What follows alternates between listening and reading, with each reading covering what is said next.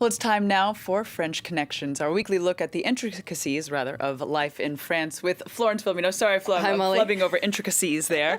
But we are going to look at now, of course, we've got the Cannes Film Festival is in full swing here in the south of France. And so we're going to take a closer look at French culture and the cultural industry, really, in general here. This says the French state invests a lot of money into it. Tell us more. That's right. Well, these days, all eyes are, of course, on the glitz and glamour of the red carpet in Cannes. But you might remember that just last month, cinema workers, lots of cinema workers, were actually staging protests.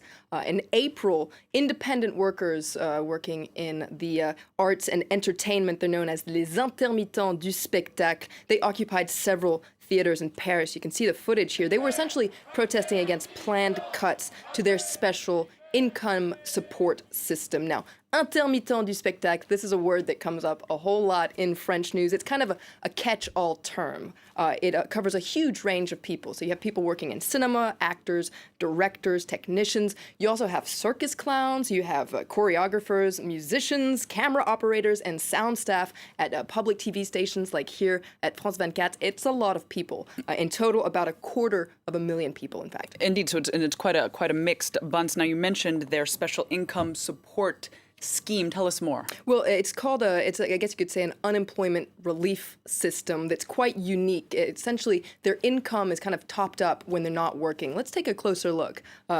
Most regular workers have to work 610 hours to get 4 months unemployment benefits. But you can see independent artists here, they have to work 507 to get 8 months. So lots of people say it's quite a generous system. Now, the system is funded by employers and workers' contributions, and it's also heavily subsidized by the state. Now, this shows the high esteem that France has for culture.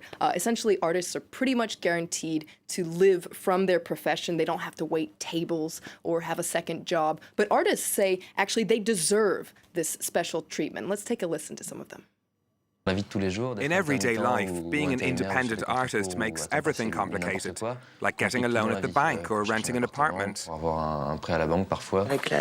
With all the time and energy we put into research, the production stage of putting a project together, we're never fully paid for how much we've worked. Far from it. Jamais. Well, indeed, though, the system has a lot of critics saying that, first of all, the system can be abused and that it's just way too generous. That's right. The official unemployment body, l'UNEDIC, says that this system is actually unsustainable. Well, it currently is running quite a large deficit, 1 billion euros, but workers are resisting any cuts. And in fact, past attempts to reform the system sparked impressive strikes and flamboyant street demonstrations, just like we saw last month. Because you got to know that intermittents du spectacle are quite a powerful group here in France, and they usually get just what they want, just like they did just recently. Well, all of this, though, it is, in terms of the support for artists and technicians, it is a part of what's known as France's cultural exception. Tell us a bit about it. This is a very unique concept in France. It's our word du jour, in fact, l'exception culturelle.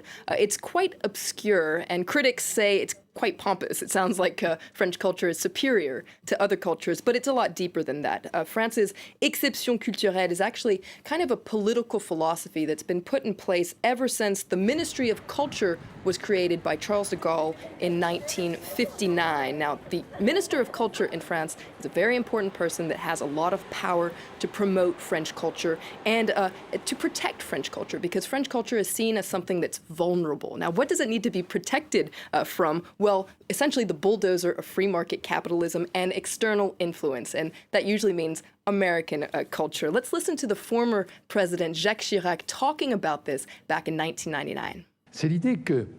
Cultural exception is the idea that there is a richness in recognizing and respecting differences. It is a refusal of a global culture that is uniform, standardized, pre-formatted, and generic.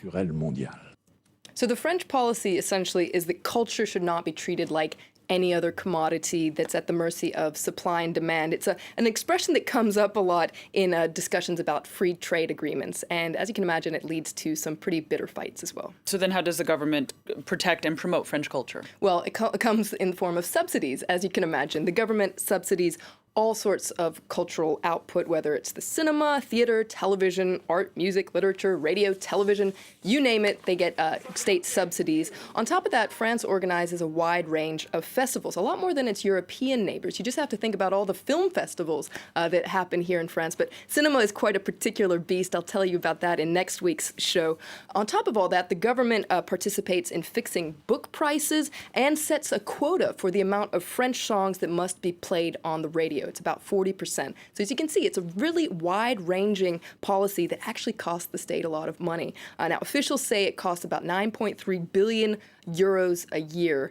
Critics say it actually costs a lot more than that, and they say it's actually not up to the state to be a patron of the arts using public money. Yeah, but the state is arguing that investing in culture is good for the economy. That's right, and the cultural industry really is quite dynamic. When you add it all up, cultural activity as a whole brings 58 billion euros in added value to the French economy each year. That represents 3.2% of GDP.